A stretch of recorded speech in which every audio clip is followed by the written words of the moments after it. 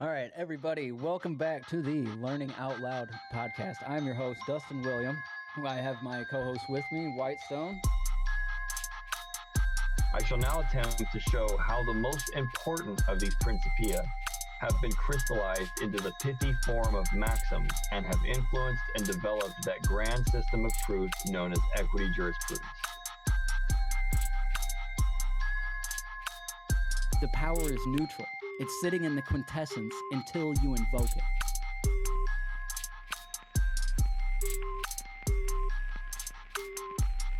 All right, welcome everybody back to the Learning Out Loud podcast. I am your host and owner and producer over at True Life Productions. You can find all of our work at truelifeproduction.com.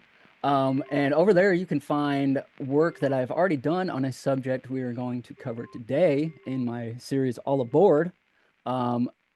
If you've watched any of the episodes, if anybody's watched any of the episodes over there, I actually have 3 episodes on the guy we're going to talk about today, Mr. James Gordon Bennett. So go check them out. They are more produced, more refined, more fancy ways to take in the information. But this is it's going to be a lot of the same information, just a lot more detailed than I went into over there. But once you're done with that, you can go to Article 3 Articulations, check out the couple episodes I have over there, where you can find the most comprehensive breakdown of the slaughterhouse cases there is on the internet. So, but that gets us through the business for today and gets us into what we're going to talk about. We have made it all the way to episode 20, and we are going to start breaking into my Orphan Trains research. And before we start breaking into this, let's just introduce our co-host, Whitestone. How are you, man? Doing great. I'm really interested to see how a lot of this ties into, eventually, like a lot of the propaganda around orphan trains, like little Orphan Annie and everything else that kind of came about in the early 1900s. Yeah, all the orphan propaganda media that they used to release. There's a reason that, they're always trying to make media you will relate to. So, of course, that's why there was so much orphan media. Yeah, and who's going to say no to little Orphan Annie? Right. Yeah, exactly. It's good. It's good. They're good. That's when propaganda was still good. They've really fallen off these days, I will say. They're not near as good at it since they lost Mr. Edward Bernays, Yeah. Half-assing it, you might say. Yeah, well, no, I think so many people are so demoralized and so overly saturated that perhaps the amount of effort that they have to put in is not as much as it used to, because they pretty much have their whole body in the door now. Yeah, it's hard. It's getting harder and harder to kick them out. That's for sure. But that's our job. That's what we are here to do, is to edify everybody and point them in the right directions to freedom and getting around these people. And that's a big reason why we want to talk about the guy we're going to talk about today, because this is a guy that he's interesting, and he's not a very well-known guy in history, which is one reason why I wanted to look into him so much. And the reason I'm lumping him in with my Orphan Trains research is because he founded a newspaper called the New York Herald in 1835, all the way back in 1835. And that newspaper went from 1835 all the way until 1924. He founded it. He sold it to his son. His son ran it all the way until 1924, when they sold it and it merged with another company I can't remember off the top of my head. And his son, actually, I can't wait to get into his son. I haven't done too much research on him, but he is fucking wild, dude. You know who Gog and Magog are, right? I've heard those names, but I don't know exactly what what they reference. So Gog and Magog are in the Bible, and they're like the two who are like supposed to bring on the apocalypse, right? They're basically like the figures of the end of the world. So that's a big one. I should know that. You're right. So like Bennett Senior, he was very very behind the scenes. He didn't let I'm almost positive he was a Freemason. I'm pretty sure I proved that out in All Aboard. I can't remember though, but he was very behind the scenes with it. And like, he did not let any of like the occult shit get out into his newspapers or anything like that. His son was the complete opposite. He was totally one of these sons of rich kids, and he just spread this esoteric shit all over the place. And it's kind of wild to see the stark contrast. But he came by it honestly because Mr. Bennett Sr. here, and this isn't something we're going to talk about today. This is something we'll talk about in later episodes because once we get into our talk about the Civil War and stuff, he's going to come up a lot because he was a very prominent figure back then. Oh shoot, what was I just talking about? Where was I going? That His let's see. He publishes his first paper. It was the four-page penny paper called the the New York Mormons, Herald, the 19 Mormons. or I 1835. I remember the Mormons. So this guy, there's an entire website. I wish I would have pulled it up. I can't remember the name of it, but there's an entire website dedicated to James Gordon Bennett Sr., the New York Herald, and all of his articles dedicated to the Mormon religion. He was obsessed with Mormons and the establishment of like a Mormon state in Utah. Well, I will say that I know somebody that was a Harvard business grad who had told me that. Now, I'm not trying to offend anybody here, but I'm sure most people would agree that the Mormon religion is basically a private equity firm masquerading as a religion. And so if you've got, this guy here who's into the occult and has got an interest in some sort of banking and also works in the newspaper, it wouldn't surprise me that he's going to be interested in a private equity firm masquerading as a religion. And I'm sure there's some occult things going on in the background. Absolutely. Absolutely. Yeah. And with what we're going to find out about this guy today, it's just going to become even more interesting because like I said, like Whitestone was saying, this guy's connected. He founded a huge newspaper. It was actually the biggest newspaper of its time. It was the most circulating paper all the way up until they sold it, I'm pretty sure. I mean, it was a very popular paper back in the day.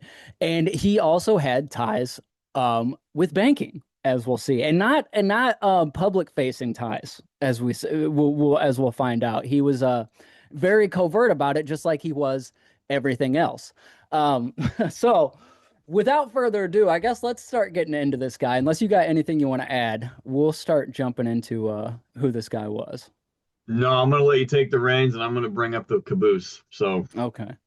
All right, sounds good. So what we're going to cover today is um, from the time that Bennett immigrates to North America. Well, it really is from his birth, but there's really not much information available on his birth. And everything that is available um, on James Gordon Bennett from the time of his birth all the way until 1835, when he founded the New York Herald, is all from this guy named Isaac Clark Prey. And in Mr. Prey's work, he even admits in there he did not consult anybody of his family. He never talked to Bennett personally. He never talked to his son.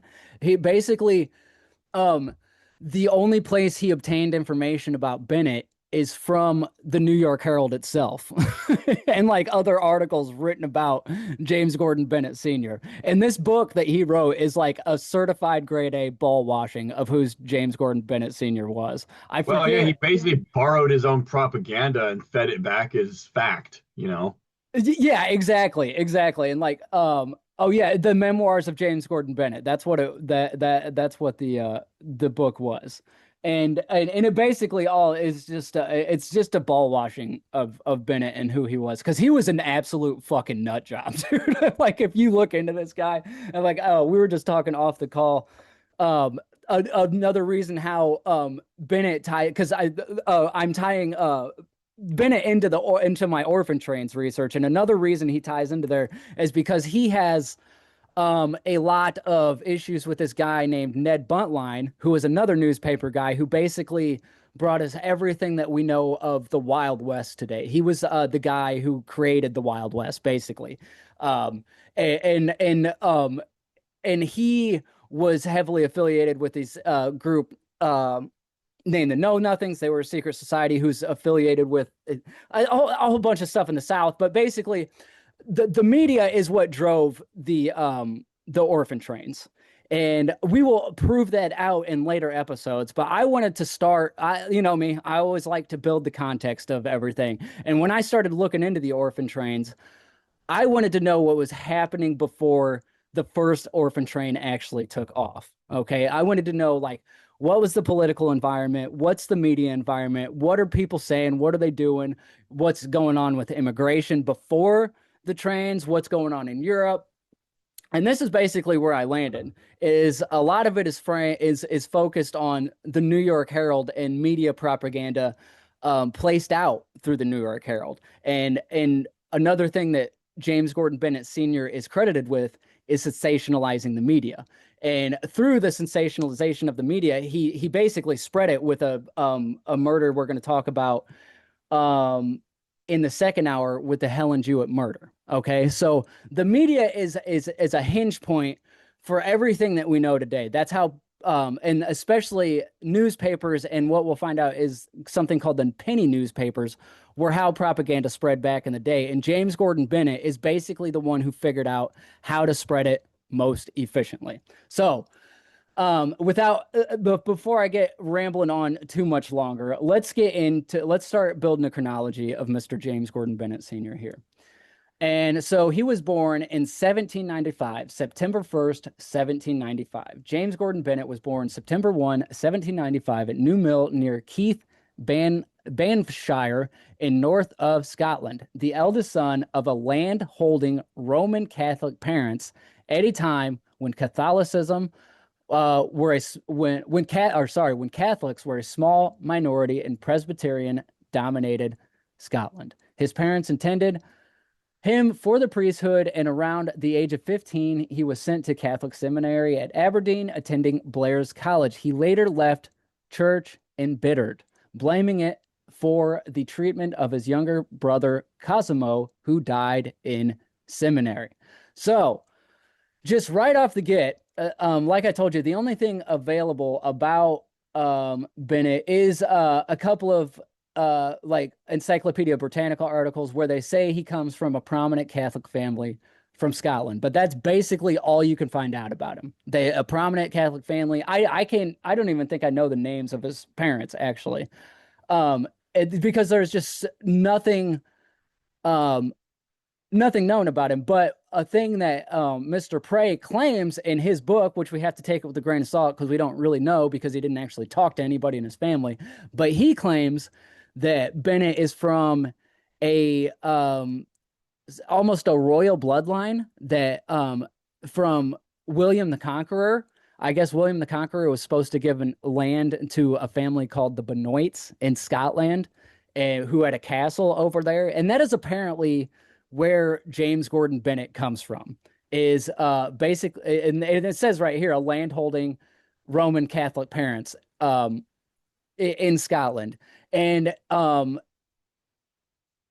that's something we'll get into later. But Scotland's where the Protestant Reformation, a big portion of the Protestant Reformation happened. So him being Roman Catholic in Scotland is a big deal. But anyways, I don't want to harp on that point too much. I'm just it's interesting his background, where he comes from, and how there's not very much information on it. So, anyways, from 1814 to 1819, sorry. Having turned away from the priesthood, Bennett spent these years traveling in Scotland and living for a time in Glasgow, the country's growing commercial port and chief point of embarkation for immigrants.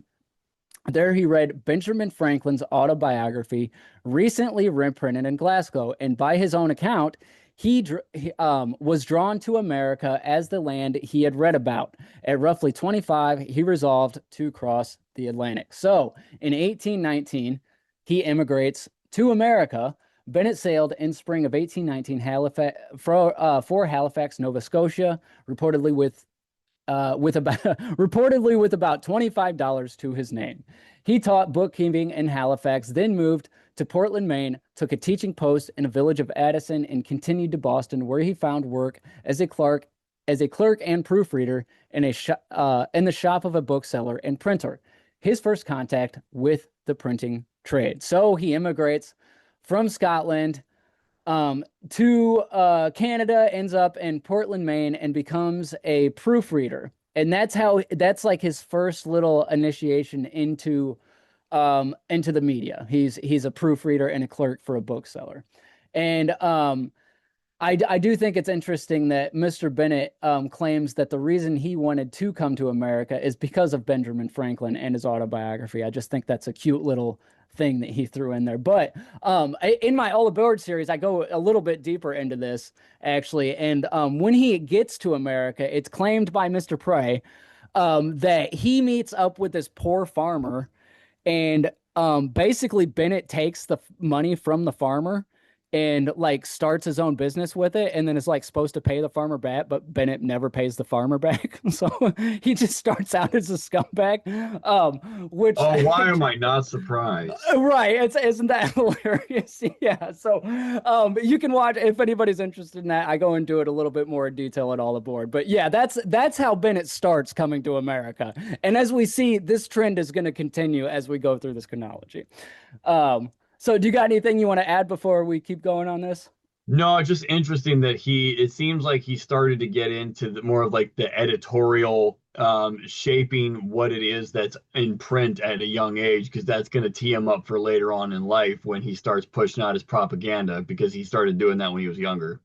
Yeah, yeah, absolutely. Yeah, you can see this kind of slow progression, and he kind of he's a very smart guy, and he sees what's going on around him, and he's an opportunist. That's exactly what he is. That's what I'll say is he's an opportunist.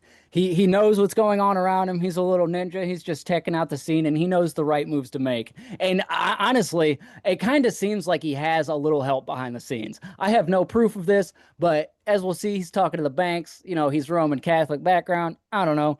You know what I'm saying? We'll just see, and Yeah, you can come to it's your own just conclusions. these people are always plugged in somewhere, and they're always getting opportunities and money and a little bit of guidance. Yeah, that's all I'm saying. And yeah, I'll solidify that point as we get a little bit further into this. But so from 1820 to 1823, from Boston, James Gordon Bennett Sr. moved to New York and then to Charleston, South Carolina, where Aaron Smith Wilmington of the Charleston Courier hired him to translate French and Spanish language news and dispatches arriving by ship. So he was hired by a translator in Charleston, South Carolina. And he's obviously very educated because he's translating both French and Spanish. So, he was pretty well trained somewhere.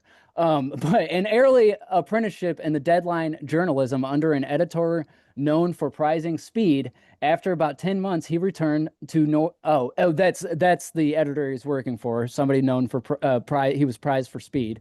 And after about 10 months, he returned to New York City around 1823, scraping by on bookkeeping, proofreading, and freelance writing. So this is you see the slow progression as he's getting into the media here. He's smart, he's making the right moves, just moving up in the ladder here. So 1825, Bennett Sr. gained a foothold at the National Advocate, a Tammany Hall connected paper edited by Mordecai Manuel Noah, and in 1825 took over a struggling weekly, the New York Courier, described as the first Sunday paper in the United States. The venture failed, and Bennett soon found himself writing for Noah, whose paper had become the New York Inquirer. So, like I just keep saying, he's just kind of moving up the ladder here. He runs up into this Noah guy. He's going to become important here pretty soon. That was the first Sunday paper in 1825 in the U.S. Was the New York Courier. Yes, the very first Because Sunday paper. in 1822, the Sunday Times in London was founded. So even across the ocean, there you can see Oh, that okay. newspapers and stuff across the board are all coming up at the same time, and I guarantee there's a relation there. Yeah, yeah, absolutely. Yeah, it has to be, it has to be. And yeah, and like as we're seeing is Bennett's right here at the ground floor of everything. And yeah, that's interesting that I didn't know that the papers were starting up like Sunday papers anyways. Obviously there was newspapers before this, but yeah, there's an obvious correlation there because that was what 1822. So yeah, just 3 years 1822, before. and it's interesting because Sunday was usually, in the Christian world, was reserved as the Sabbath, where you would engage in devotionals or meditation or contemplation or something like that. But what they started doing is they started putting these propaganda pieces out on Sunday to detract your mind away from that and start to focus on whatever it is that they want to tell you. Yeah, and now what's the big thing on Sunday? everybody's watching football. Yeah. You know, Yeah. they're taking up your Sunday somehow, some way, Yeah. for All sure. circus and no bread. Yep, absolutely. Yeah, and actually, a detail I didn't include in here, but I did include in All Aboard is another way that he cut his teeth for these Tammany Hall figures is talking about the bank crisis in 1825, 1826 for the National Advocate. That's the Tammany Hall connected paper. Do you know anything about Tammany Hall, Whitestone? I remember, when I was younger, Tammany Hall was, he was the big, that was like the big ring of industrialists that kind of had control over everything. Yeah, actually, absolutely. That was like the big business people back in the day, and they were known for being corrupt. Like that's Yep. where like basically political corruption is like that. When people think about political corruption, that's like the first thing to think about is Tammany Hall. Was And here that we when got, Boss Tweed? I remember. yeah, absolutely. Okay. That's the Yeah. exact time. Yep. If anybody's seen the Gangs of New York, that time is exactly when Bennett is huge. And there's actually another guy named Horace Greeley who Bennett was kind of a bully to him, honestly. But Greeley was like, he was kind of a doofus anyways, and he was used by the political parties and shit. And he ran for president one time and got completely smashed, realized everybody used him, and then he died like a year later. It's actually a really sad story, but Yeah. yeah, Bennett is right, central to that whole story and this the Tammany Hall thing. Like I said, you watch Gangs in New York. It's pretty accurate. The violence is obviously, pretty exaggerated, but the story is pretty accurate. It's a pretty good story. It's one of my favorite movies. But so that's going to bring us to 1827. On April 27th, 1827, Bennett's light sketch Shaking Hands appeared in the New York Enquirer, and Noah noted a jump in circulation after it ran. Bennett's growing reputation soon carried him to Washington, where he became, by most accounts, the first full fledged Washington correspondent in American journalism, filing lively reports on Congress, the tariff, the Second Bank of the United States, and the social scene.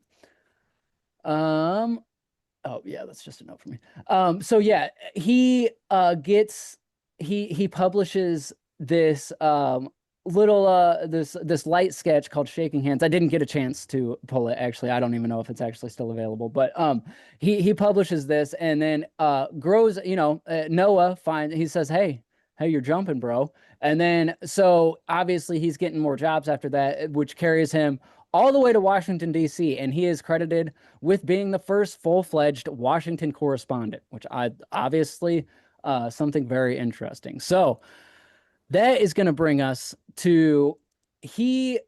Um, this is where a couple of papers are going to merge. So between 1829 and 1831, Noah's New York Enquirer, that is the paper that Bennett's already working at, merges with James Watson Webb's Morning Courier to form the Morning Courier and New York Enquirer. With Webb as publisher, James Gordon Bennett served as associate editor from 1829 to 1832 and made it one of the most influential papers in New York. Webb, like Noah before him, denied Bennett bylines and absorbed his work, an experience Bennett later cited when he gave his own reports like reporters their names in print. In the summer of 1831, Bennett toured upstate New York, partly in the company of Martin Van Buren, gathering material that produced, among other pieces, an early two-part feature, Mormonites, published August 31, September 1st, 1831. Oh yeah, I forgot about that. Yeah, I was just talking about that earlier, his relationship with the Mormons and Martin Van Buren is pretty I didn't is Martin Van Buren a Mormon? Do you know that? That I don't know. I can do some Yeah, why don't you look background because real I quick. he was president, right? Or did he just run for president? No, he was president. Okay, yeah, because I don't think we had a Mormon president, but I don't know. Apparently, At least he's not associated with some. publicly. Right, yeah. Yeah, exactly. Yeah, so that's why I find that so interesting because I'm like, he would obviously be publicly facing a Christian because all of our presidents are, but maybe behind the doors he's a Mormon because that's an interesting little detail right there. Um, so yeah, so that is gonna bring us to um Associate. Yeah, okay. So yeah, so that's he's the associate editor of this paper after the merger. All right. So the oh no, don't want to do that. Let me get so that brings us to 1829. And this is the paper we talked about. The the merger that we just talked about, the Morning Courier and New York Enquirer. That's the newspaper they just made in 1829. James Watson Webb merged his paper with Noah. Uh, Bennett served as the associate editor and guiding light. Webb's serving correspondent placed him in direct contact with the bank war cast, Nicholas Biddle, Bennett, Amos Kendall, and Noah among them. So in 1830, um, this is what's going to open up something called the bank wars that most people know is between Nicholas Biddle and our president, Andrew Jackson. And this goes on from about 1830 to about 1836. And as we're going to find out, Bennett is behind the scenes in this entire thing. So, um, did you find out if he was a Mormon? So what's interesting is English was not his first language. It was Dutch, actually. And he Ah, was affiliated with the Dutch Reformed Church. Let's see. He famously stated, quote, "I am not a subscriber to any creed," end quote, and rejected the gloomy theology of the Orthodox, preferring a personal, non-denominational approach to faith that emphasized the moral teachings of the Bible over strict doctrine. oh, so he was a Mormon.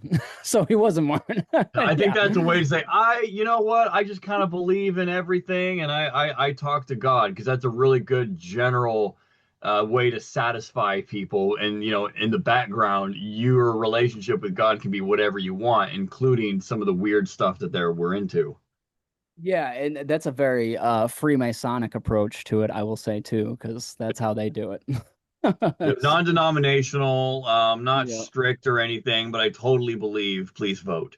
Yeah, yeah, exactly, exactly. Yeah, I didn't know that. Okay, interesting. Well, here we are learning out loud. Nice. Good one. All right. So yeah, that makes a little more sense on why he would come out with something called the Mormonites after he's touring with Martin Van Buren, who I assumed was a Christian.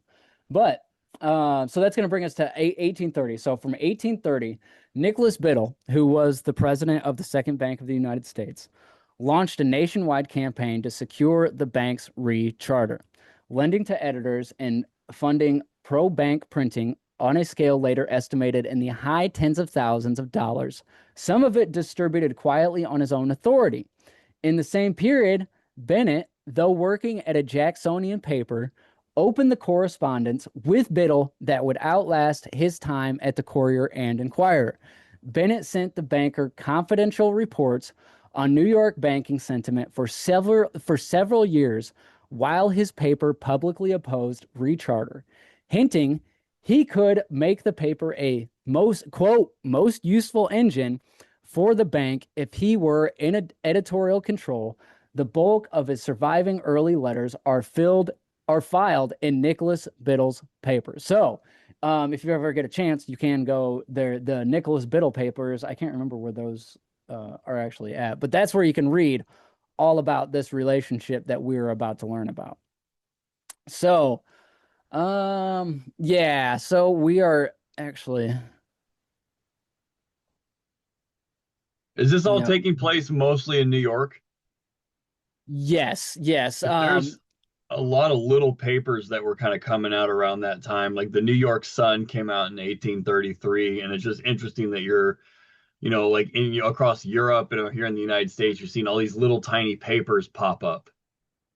Yes, yeah, yeah. This is a an interesting time. Yeah, as that's kind of how Bennett cut his teeth is something through. Actually, I didn't really touch on that too much here, but I did touch on it in All Aboard. Something called the penny papers. That was something that was becoming really popular at this time. Well, actually we haven't got there because that's actually what Bennett based his paper on. Was he found there was this guy who was getting really popular through these things called penny papers, which were basically it was basically like a one-page thing like folded into 4 sheets, and they would just print on each side of it. And it was just a really fast and easy way to get papers out. So, and printing presses are becoming a lot more popular and a lot cheaper to come about. As we'll find out, Bennett started the New York Herald with only $500 of capital.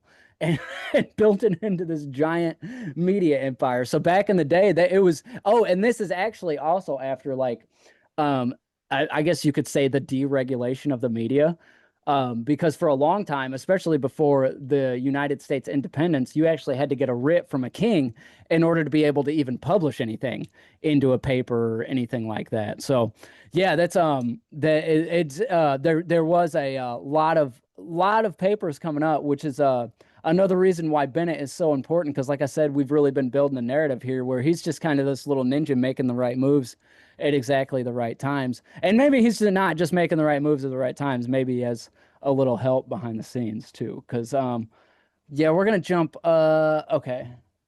Yeah. So we'll go.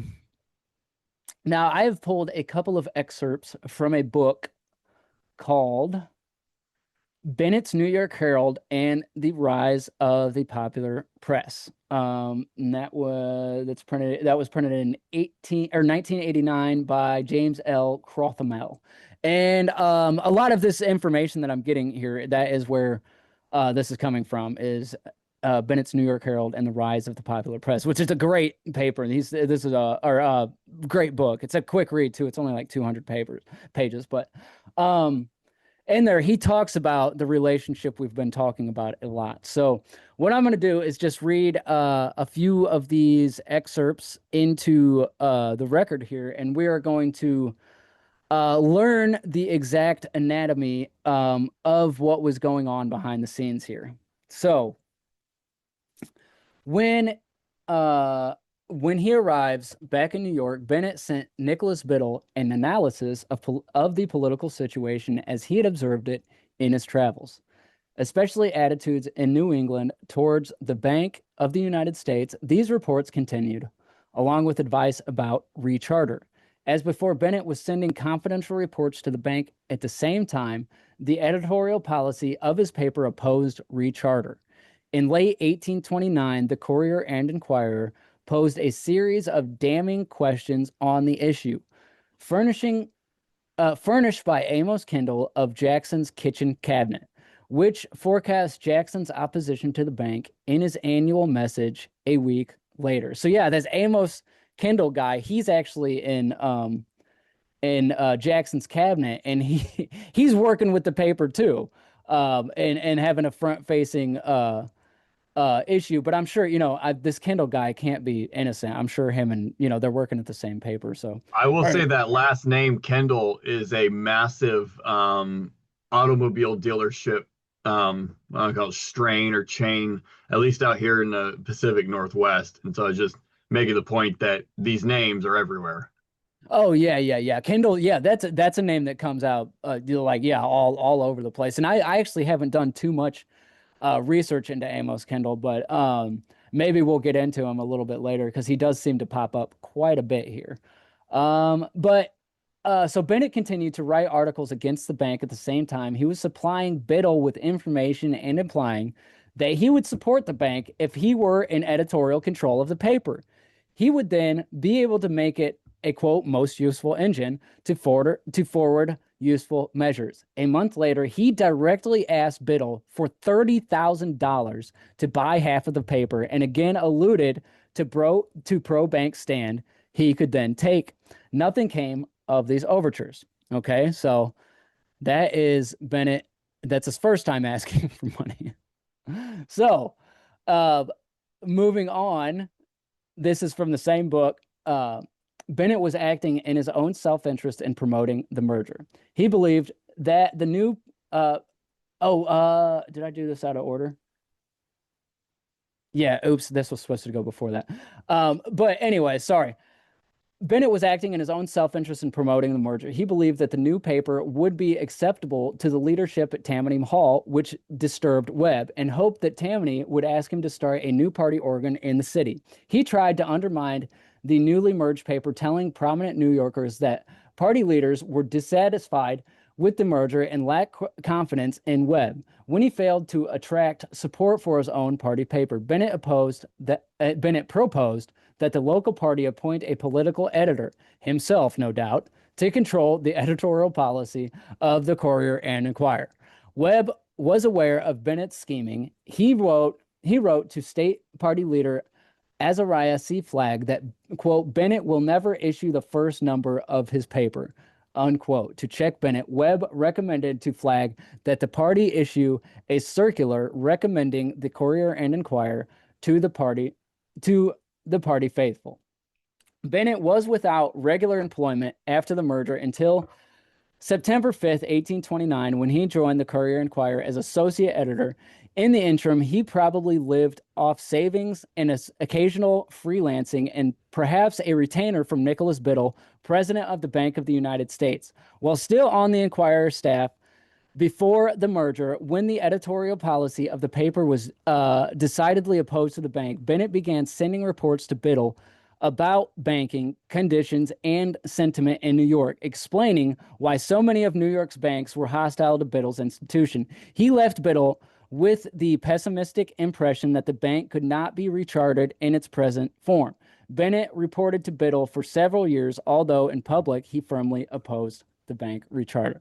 So that's a little background into even before there was an official merger of these two newspapers, Bennett's already trying to become the political correspondent, and so he can gain favor in Tammany Hall and get this bank recharter and get the bank recharter. But obviously, he can't do this in the public face. So this is just a little, kind of a behind the mask moment on how the media works, and everybody acts like the media was so much better back in these days. This isn't freaking 1829. Yeah. So and the very fact that they're referring to it as a party paper, which means that it's an editorial or a paper that is dishing out information and opinions that are along party lines. And this, I think, is important because nowadays people think that the news, it's objective and it's well researched and here for you, authoritative. It's like, no, it's not.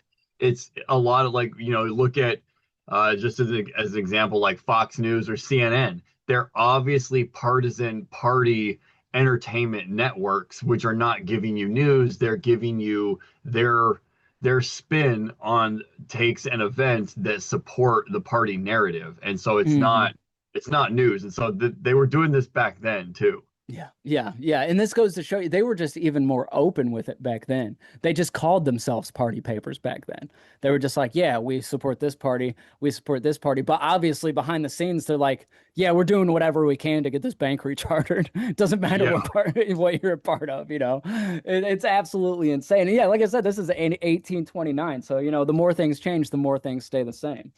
But they do not have a public they just don't have the fine veneer of a public party policy. They're supposed to, they passed that law back in the 70s where they had to put both sides on the on the news or whatever. I can't remember what the exact law was, but that just goes to show they'll say one thing and do another right behind your back.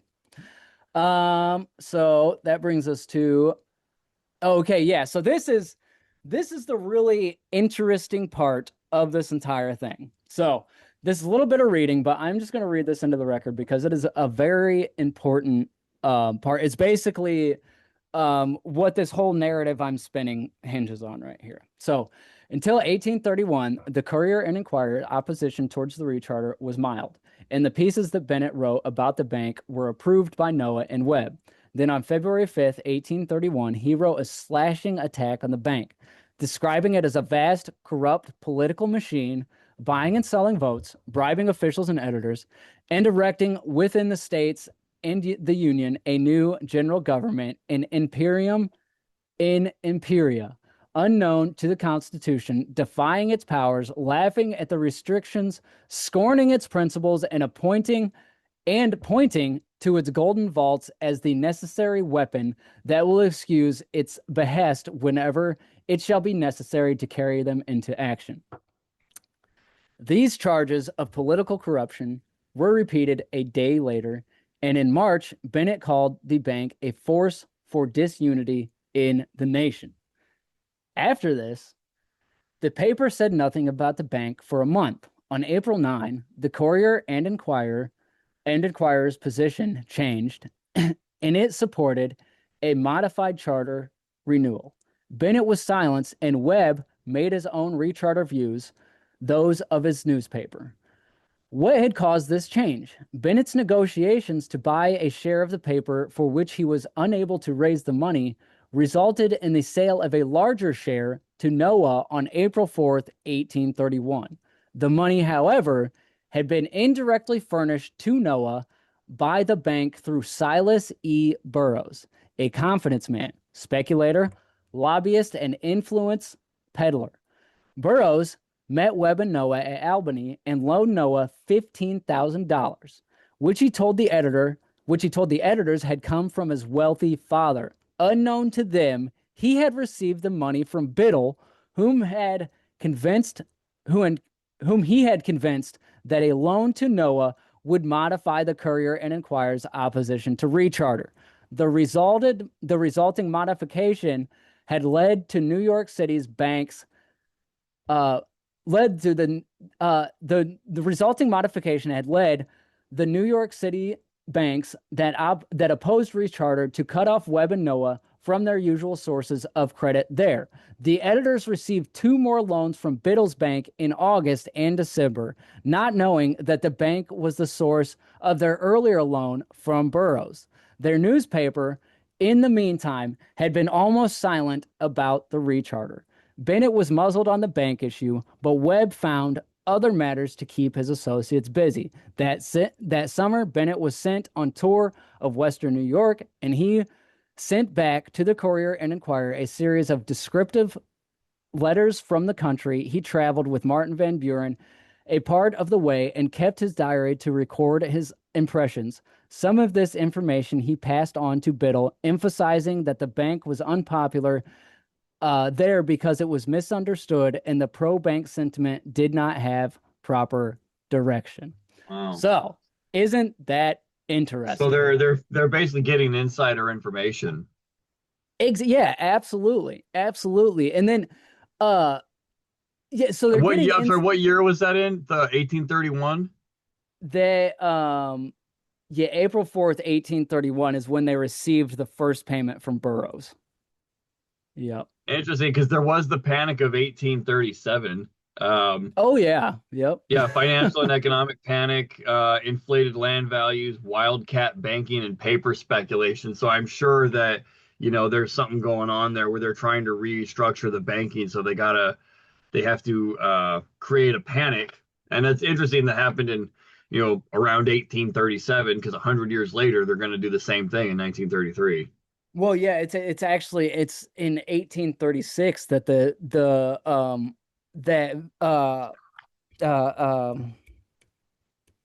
bank's charter expires.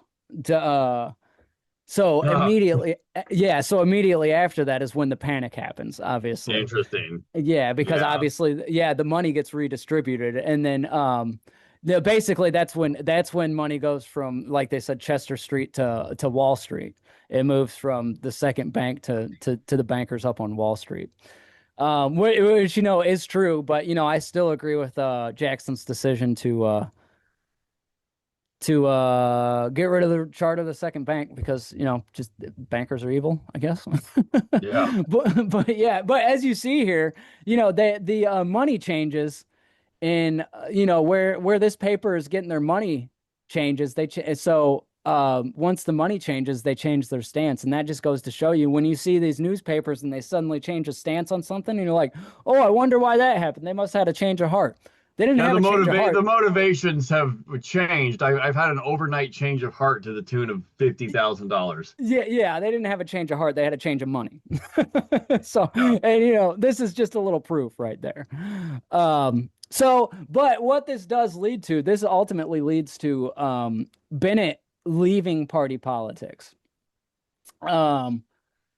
And yeah, I'll just read this into the record too, because this kind of ties us up into a bow, because this is, like I said, after this is really the reason Bennett leaves party politics and he starts his own paper.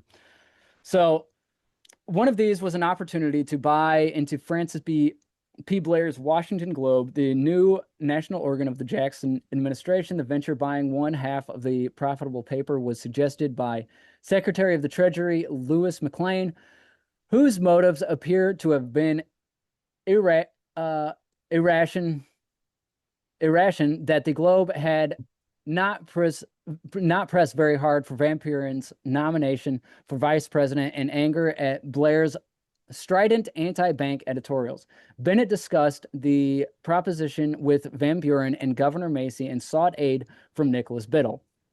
He also asked Secretary of the Navy Levi Woodbury to intercede. Quote, I should like such a position remarkably well.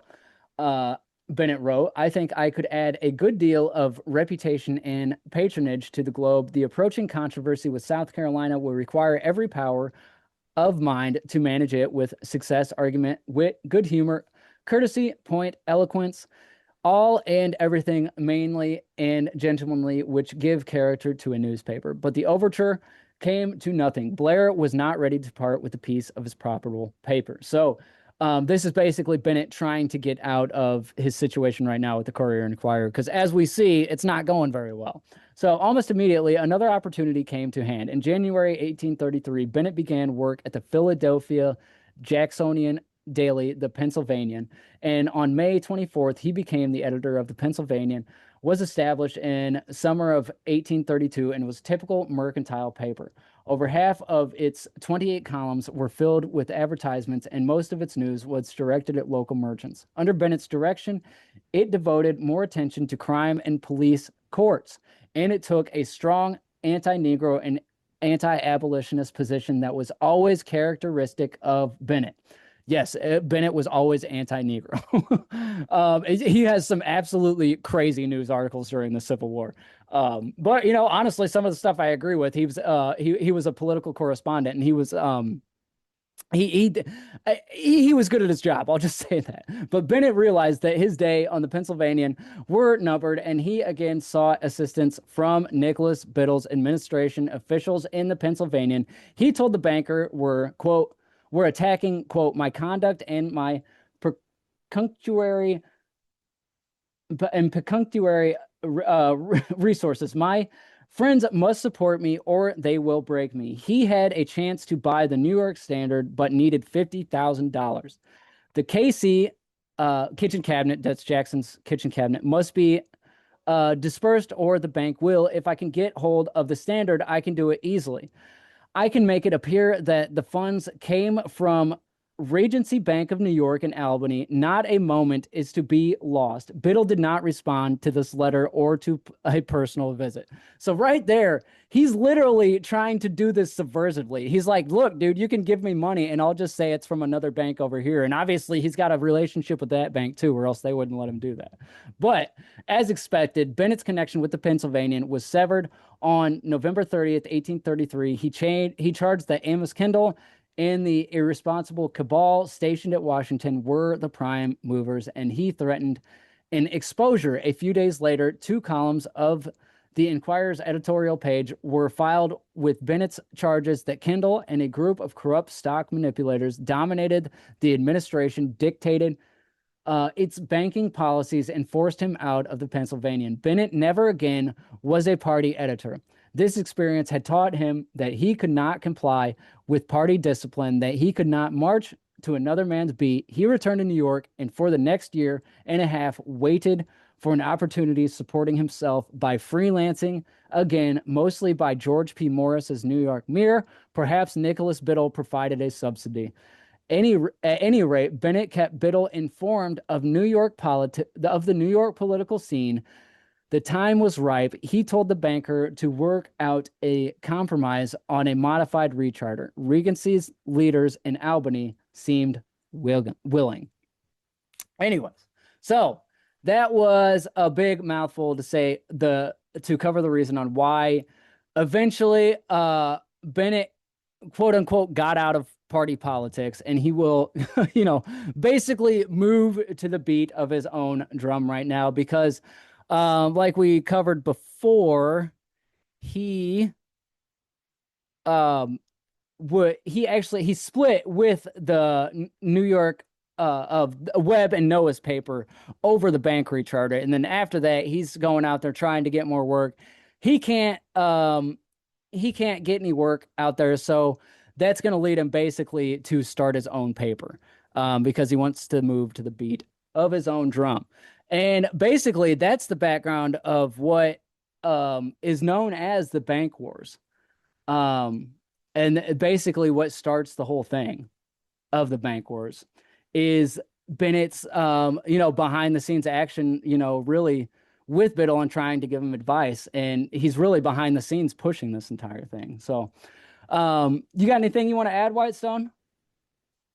No, not yet. I'm just I'm looking at background timelines here, trying to see if I can draw any salient points, but they got nothing yet.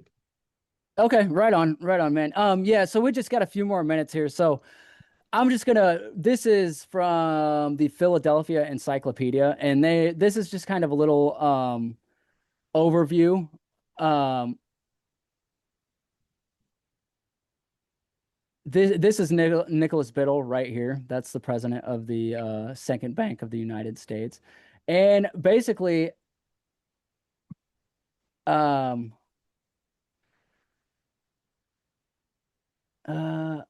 yeah, so in 1833, President Andrew Jackson ordered that the federal deposits be removed from the Bank of the United States, a controversial action that ultimately led to the bank's destruction. This cartoon, published in 1834, this one right here, is a satire on the failure of the combined efforts of Henry Clay, Daniel Webster, John Calhoun, and Nicholas Biddle to thwart Jackson's Treasury policy. It is one of the few satires favorable to Jackson on the bank issue.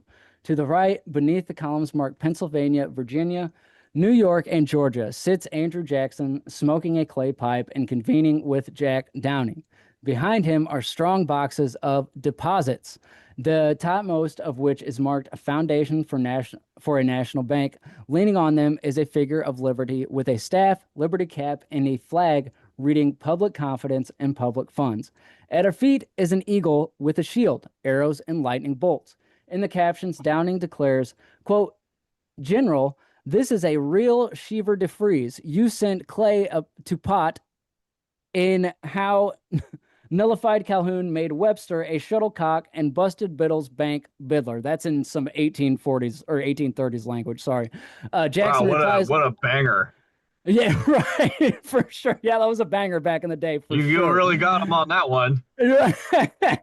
So Jackson replies, "Hey, Major Downing, they thought they'd give us a dose of Congress water, but they find that we're bent on and we're giving them a hard poke into the bargain." He refers to support for his program spearheaded in Congress by Missouri Senator Thomas Hart Benton. So basically, what they're referring to there, this is uh,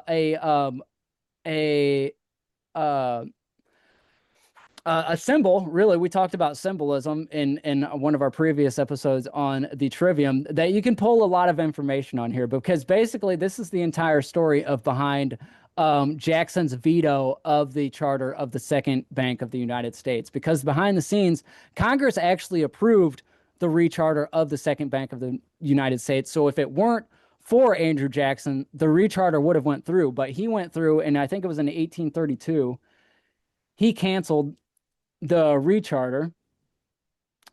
Yeah, And because he took the deposits out in 1833, and Congress actually censored him for yes. removing them in 1834. And for those that don't know what censure means, it's just a strongly worded, harsh criticism. Right. Yeah. Right. Basically. Yeah. And I think this got taken all the way to the Supreme Court or something. Maybe I'm thinking of something else. I won't speak on that because I don't know the exact thing behind it. But behind this is, this is the entire story behind the veto of the second charter of the Bank of the United States. And that is why I like Jackson so much. Now, you'll also hear out there in a lot of circles and stuff that the only thing that happened is that the funds went from one bank to a bunch of Rothschild state banks, which there's probably some validity to that claim. I don't know if you know anything about that, Whitestone, do you? No, I haven't followed that, but it wouldn't surprise me. Right. It wouldn't surprise me either. But, in my opinion, Jackson did the right thing, and these bankers are going to bank, bankers be banking. So Yep. they're going to do what they're going to do. So there's, I'm going to live in my delusions and believe that Andrew Jackson was a great man of God, and he was truly doing what he thought was the best thing on canceling the recharter. Wasn't he also a bit of a psychopath, kind of in a good way? Oh yeah, yeah. I mean, he was an absolute nut job. He got into like two I love that. yeah, yeah. He got into two what do you call them? Duels? Two Yeah, duels, duels. survived them both. Yeah, he kind of cheated on one too, not gonna lie. So yeah, he was an absolute nut job. But I think it kind of takes that kind of person to tank on bankers. Am I wrong? No, Kind you of you got really do have to be kind of a psychopath who's willing to break the rules in order to do that kind of thing. There was an animation that had come out, it was about 5 or 6 years, maybe it's actually 10 years ago, I don't know, that kind of outlined Jackson's life. And it was sort of a funny, comedic kind of thing, but it just goes to show you just how different Jackson was. And yeah, they referred to him as kind of a psychopath, but in a good way, like a wild-haired, bright-eyed psychopath that just shot at people and beat people up. Yeah, he was an absolute crazy. But a huge reason why so many people liked him is because of the Battle of New Orleans, which I just learned not too long ago that he was the general or captain or whatever, the top brass during the Battle of New Orleans. He won that battle, and that's basically what got him the presidency. So I mean, he was an absolute crazy person. He had stomach issues. Um, Ugly wife, but he loved her. So I mean, that's got to count for something. So Okay. yeah, yeah, Hey, people an literally said she was 1800 ugly as personality sin. is going to get you through. So, Oh, for sure. He loved the woman. He loved the woman. He didn't care that she was ugly, which I admire. I thought it was great. That's awesome. so would the moniker be like bank hater and ugly wife enjoyer? Yeah, so yeah, so we could come up with something clever. I'm sure they did come up with something clever. I just don't know about it. But yeah, yeah. So that is the story of James Gordon Bennett and his relationship with the Second Bank of the United States. Basically his life from birth to right before he's going to start his own newspaper, and that's what we're going to talk about in hour two. So I hope to see everybody over there. All you got to do is go to truelifeproduction.com. That's no S on that, singular production, truelifeproduction.com. There's a banner up on the top that says the Learning Out Loud podcast. You click on that, click become a member. And for $8 a month, you can become a member and get all of the extra goodies that go along with the show, including the second hour that we are about to get into now, where we are going to talk about Bennett founding his New York Herald and the story that got him famous, which is the Helen Jewett murder. And we're not gonna I was gonna get into the news articles that were around the time, but they're actually really hard to find. I couldn't find in the original articles, but I did find a great retrospective.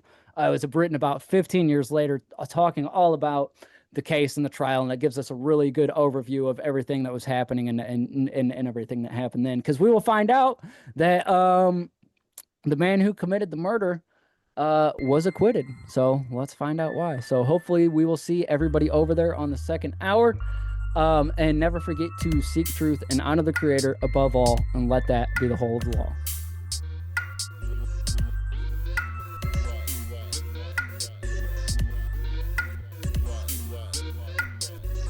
That's the important thing here, is that everyone's word should be meant for a use. And the words that I'm using today are meant to pull down idols within people's temples. Meaning that I want to destroy Falsities that they have idolized. for their entire life. And just pull those out and sweep them clean. And before that temple, And get reinfested with a new lie. Give it true life.